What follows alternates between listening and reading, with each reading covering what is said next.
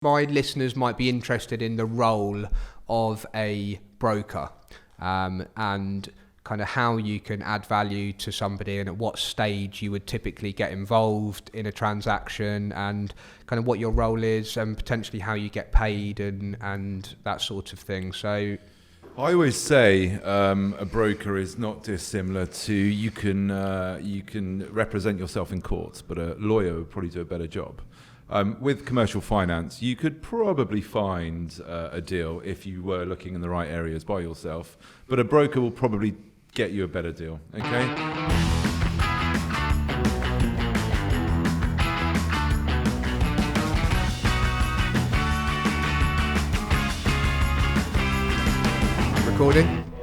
Recording. Hi, I'm Duncan Kreeger and welcome to DefenderCast. I have taken a little break from DefenderCast, but having been invited in by Ark & Co today to contribute to their podcast, I thought it would be good to swap seats and my trusted co-host is with me. What's your name? Nick Russell, Sales Director of Tab. Good morning. And if you guys would like to introduce yourselves and give us maybe more like a minute each, maybe one of you can give us a bit of background on Ark & Co as well, then I will give you a 15-minute grilling before we leave the building. Hi Duncan, hi Nick. My name is Matthew Yassin. I'm a director at Ark & Co. Previously at Corico in the city and in North London before that. I've been in the business for about almost 20 years now, both on the IFA and broking side. Been in the commercial space for a good 8-9 years. And worked with you in the past, funnily enough. Yep. So I'm looking forward to this grilling. Awesome. Thank you, Duncan. My name's Julian, obviously senior asset advisor here at Ark & Co. Been here just over a year. Background's in development, so I've worked for about 5 or 6 years for a developer up in Birmingham as a land buyer, development management, asset management during 2007-2008 crash. Before moving on and advising and purchasing land for Sainsbury's supermarkets before coming back into London about 2013. Again, pretty much on the land and development side before landing here January last year. Awesome. Very good. Thanks again for having us, guys. I want to ask you, I just want to maybe, I guess my listeners might be interested in the role of a broker and kind of how you can add value to somebody and at what stage you would typically get involved in a transaction and kind of what your role is and potentially how you get paid and that sort of thing. So I always say a broker is not dissimilar to you can represent yourself in court, but a lawyer would probably do a better job. With commercial finance, you could probably find a deal if you were looking in the right areas by yourself, but a broker will probably get you a better deal, okay? The reason I say that is because there's a lot of variables when it comes to commercial finance, bridging, development, and anything outside of regulation. Brokers tend to know where the stones in the road are, for want of a better phrase, and how to avoid them. Whereas clients, if they do go direct, although the most lenders will take them with open arms, which is contentious if I'm honest, they tend to trip themselves up and there might be a better deal out there for the client. So there's a lot of misleading elements when brokers aren't involved. The benefit of having a broker is if something goes wrong, we've got the market to call on. We know the individuals that we can pick the phone up. We can also tweak the dial when it needs tweaking and we can address an issue immediately. Rather than leaving the client, with a down valuation on a bad day, here's your valuation, good luck to find another lender.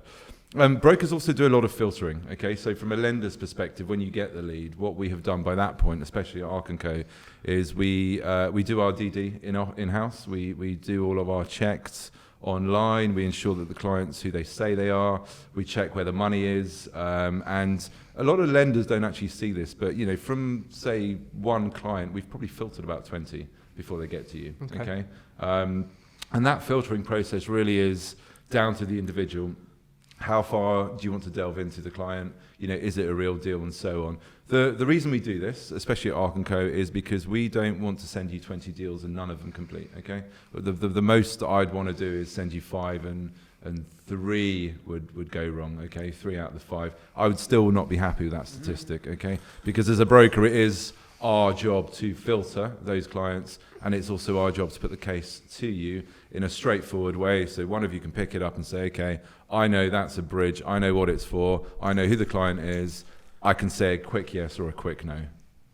I also think borrowers come to brokers or use brokers for knowledge. Yeah, there's obviously a lot of knowledge that Matthew's just referred to there, but they come to, in the development space, for example, there's lender knowledge, and then there's deal structure knowledge, there's cash flow knowledge. So what we do, just picking up or adding to what Matt said, we'll do a lot of the underwriting in-house, but we're looking at and scrutinising GDVs. Do they make sense? Do the appraisals make sense? Do the build costs make sense? Does the leverage make sense? I think Duncan, you referred earlier, on a bridge, how are we going to be paid back? So we're looking at the structure, and I'm pulling down on my previous development experience, what I saw in 2008, 2009, 2010, when we're looking at a developer's compass and development finance, and he wants leverage at say 65%. Well, okay, we're going to fund all of the build costs. He's going through that, but more importantly, looking in reverse, what does the sales program look like? What does the sales program look like? Because then when you're going to be out of the loan, okay, that will then save on interest. It's not all about the pricing in the deal. It's about cash flow and how quickly you can come in and out. So then what does that look like? Are they confident on that? Does the marketing report support that? We bring all this into play. And then if we've done our job correctly, we've made it easier for the borrower to then go through the KYC and picking up on some of the things Matt said to get the money out the door, get it working and get it repaid. Then what if we do that correctly? The client has obviously delivered his scheme, which is really what he wants to do. That's his livelihood. Yeah, I also think we need to manage expectations on the client side. It's not uncommon for me to have a client in front of me walking in and asking for perhaps a rate that's outside of his reach, okay? And it's for us to determine their opinion on where their inquiry fits in the market, because we all know there's a tier 1, tier 2 and a tier 3 position, and everyone wants to be in a tier 1 position, but it doesn't get the gearing, it doesn't get the flexibility, time frames, etc. So we do need to manage that expectation, and sort of take it forward. One thing I do understand is, some brokers are marked with the sort of pen of not opening attachments and just forwarding them on. That's a very bad practice, and I don't know many brokers that do that, because I think to broker case, you've got to understand what you're doing. Simply because if Duncan or Nick call me up and ask me, what's going on here, I need to know the answer to that, and the client would expect me to know the answer to that with the money that we'd earn off the back end. Yeah, we've had the odd deal saying, to whom it may concern, BCC'd. I have received a few of those deals, and previously being a broker, now being a lender, do I give it as much attention as I possibly could if I've got 5 other deals on my desk that have been specifically sent to me? I know I've got either first option or there's only 2 or 3 other lenders I'm competing with.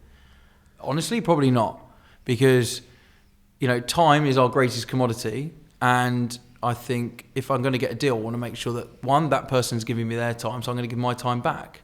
If I know it's just been thrown against the wall and whatever sticks, they'll go with that.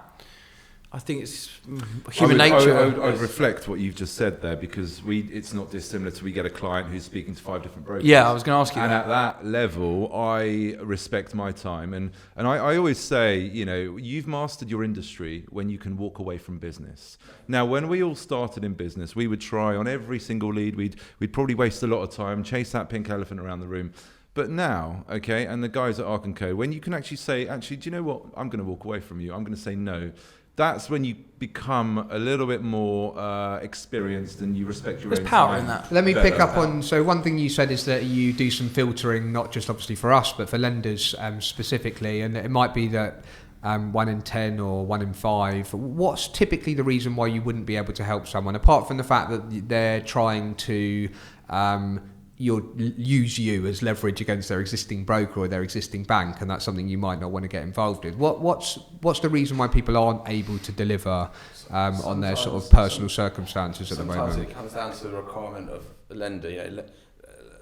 Lenders, brokers, clients, we're all personalities. Excuse me. So it might come down to right, what does his A&L look like? What's his stance on PG, for example? Yeah. And you go, okay, well, there are 3 or 4 lenders in this camp which won't support because they want 100% PG. Yeah. It's quite onerous. So then we're obviously not going to present to those lenders because there's no fit. So we've diluted to, it's almost like a flow diagram to go, well, which are the best lenders to present this deal to. Yeah. And then, so that's more about your kind of filtering process of finding the right lender at the right time. But are there people, maybe down to valuations not stacking up, or not having enough equity, or not having enough experience? Or is there a kind of recurring theme of customers that are kind of want your help, but they're not necessarily, you're having to educate them about why? I think it'd be naive for me to say that 50 to 60% of the clients have already knocked on the door of finance and received a no, perhaps, by the time they land on a broker's desk. Okay. By virtue of what I said earlier, anyone can probably knock on one of the bigger guys and they will either do the finance or not. But going back to your question, a lot of clients have got, tier 1 rates in their mind, okay, because it's been advertised, or my friend down the pub told me I can do this. And that sort of attitude, or that perception from a client's perspective, is where the broker does his job, okay, via questioning. It's all about how you can question a client down to the skeleton, okay, and then redress them with actually what you can do for them. Yeah. I've had many different clients in front of me saying many different things. A couple of weeks ago, there was a guy walked in who had very, very good terms from a development lender, senior loan, and the deal was in the market. But, via a couple of questions, we realised he'd already instructed a valuation. He was just fishing for a better rate. And it was actually a very bad rate that he had because the loan was compounded. So I showed him very quickly on a mathematical way that his lower interest rate is worse than a higher interest rate. And that was that showed the value of a broker to him, and now he's a client, etc. So I think there's a lot of misleading elements in the market when it comes to things like that. But a broker's job is not easy. It's not a case of picking up a lead, throwing it to a couple of lenders and hoping that you get paid 1%. It's so much more than that, and it's actually the client side, what the lender doesn't see, the management, the questioning, and the refusal to do the business. Yeah. I've walked away from some big deals in the past simply because I didn't believe the client will tell me the truth. B, what do I jeopardize? Do I jeopardize my reputation with the lenders by getting terms and putting it forward and the deal not proceeding? Or do I simply say, it's a good deal, but on this occasion, I'm not going to do it? Yeah. And, 3 or 4 times I've done that, the client's actually chased me to do the deal. So you're right about the power. Yeah. Coming back to Duncan's question, comes down to risk at the end of the day. Some clients are really good. So they're going to be able to get those rates, tier 1 rates that Matt's alluding to. Those that, maybe they don't have such a strong track record. Maybe the A&L doesn't support the loan that they want to get. Maybe there's a problem, maybe there's some adverse, or maybe there's some problem with the site. The risk goes up. Typically, loans will be priced accordingly to the risk. Some borrowers, the risk might be too great, and we can't place that in the market. Yeah. So I guess what I'm trying to get across, and what I think would be good, is if you could tell people kind of the full scale offering at Ark & Co. And are there people, this is kind of a question I'm not quite sure about myself, is there people who have specialist subjects, like clearly you've got extensive development experience. If a development loan came into one of the guys in the office, if you could give a kind of really quick overview of how Ark & Co works and how many people are here, etc., would you sort of call on the resources of the entire team, draw on the experience, or do you kind of all run your own desk, if you like? So we all sit on the floor together. There's 8, 9, 10 of us. 10 of us, yeah. On the floor. We sit with the CEO, we sit with the MD. We're typically running our own books. We've all got knowledge in different areas. That's why we're a good team. We sit in here on a Tuesday morning every week, and we talk about deals that we've completed, who we've completed those deals with, and any problem cases. And that brings the individual knowledge and experience of the room together at least once a week. And from there, that will spur ideas. Do we need to go and sit down for an hour and actually go through? So we're all supporting one another. We've all got each other's back. Yeah. But at the same time, we're always running our own book as well. Okay. Yeah, I think I'd reflect what Julian said there. I think we try and act in a uniform sort of way by, talking about the deals that we've done, what was good, what was bad. Okay, it was that lender. What did you experience? Their flexibility. Did they pick the phone up? Again, we're probably not going to have time to touch on this, but BDMs that don't pick their phone up, that's a very common problem that all brokers have. Yeah. Okay, you'd be surprised to hear that, but So important. I'm not surprised to hear that. But at Ark & Co, look, there's a team of 10, 12 on the structured side, and as you know, we do bridging, we do development finance and commercial term products, and there are experts in one. Julian can put a cash flow together very quickly for any developer that needs it. But the key here is we share experiences and we don't scattergun. So let's say a deal comes in, it's a bridge. Who do we go to? We'll probably go to two. Yeah. Okay, and we probably will allow the two to know that we're speaking to two. If both of them say no, it's another two and another two, rather than an email to 7 different lenders. 6 of those lenders get 10 of those emails with no deals a year, So and that's not the way we want to be known. On the wall behind you, it says Ark & Co. Property, Marine, Aviation. So I guess we've talked a lot about bridging loans today for obvious reasons. Yeah. Just tell me what people could contact Ark & Co. for the kind of property, because I'm thinking, I'm buying my first house. Is that the sort of customer you want? And if that house is 250,000 or 2.5 million, does that make a difference? And then if they also want to finance their boat and their plane, I mean, what types of things do you? The broad range of Ark & Co. Yeah, I think so. We do obviously checking it's finance there. property. We do obviously finance Property and what? property, marine, and aircraft. Okay, because of the market that we're in. All right, we do a lot of high net worth and ultra high net worth pan-European stuff. Okay. Portfolios, and we're regularly in Zurich, and we're regularly in Meppin, as you know. The possibility of financing an aircraft or a yacht comes with the type of client that we generally deal with. Okay. If I was to strawberry pick, I would deal with anybody with a £250,000 loan upwards. Yeah. I've met my biggest clients on the smallest inquiries, so it would be naive for any broker out there to just turn their nose up if it hasn't got 6 zeros at the back end. Yeah. And I certainly hope nobody at Ark & Co would do that. But yeah, I mean, it's a sweet Regulated mortgages? We looked at we've got a regulated mortgage department which transacts very well with our structured team. Okay. So collectively we can do your residential first time buyer, we can do your family that are uplifting to a larger house in central London or beyond. We can also look at your developer who's a first time developer, or Property 100 abroad, plus. you mentioned as well. Yeah, so for example, I'm looking at a portfolio in Stockholm at the moment, and we've done some stuff in France. I've done a funding line in France for 49 chalets, and things like that. So we're an open broker, a European-based broker, who can look at most financial requirements, and we like working with lenders like yourself. Awesome. Aviation, was born out of really some of the clients. Yeah, we were doing the mortgages in the regulated space. We've got the structured finance team that does all the commercial space, but some of those clients, we start from the small, as Matt said, no loans too small, right the way up to £100 million loan. Sure. Some of those guys that are refinancing hotel portfolios are, 100 million or 70 million several times a year, probably have a boat, they probably have a plane, or maybe they don't, and maybe they need one, and we can help with that as well. Yeah, so that's really how it just came out of the client book that we had. Nick, have you got any questions for the guys? I love putting you on the spot. No. Well, the market started pretty well this Yeah, year. It's been a great start to the year. We We're wish you looking forward guys to loads of moving success, forward. and I appreciate you've supported me personally as a business. I've known Ed and Andy for a very long time. Andy and I did one of the very, very first deals that I ever did in my previous business. So we appreciate the support, and I feel confident that we can build a good working relationship. Definitely. Likewise, thanks guys. We appreciate the questions actually. Thanks very much. Good, well done. Cheers, thank you.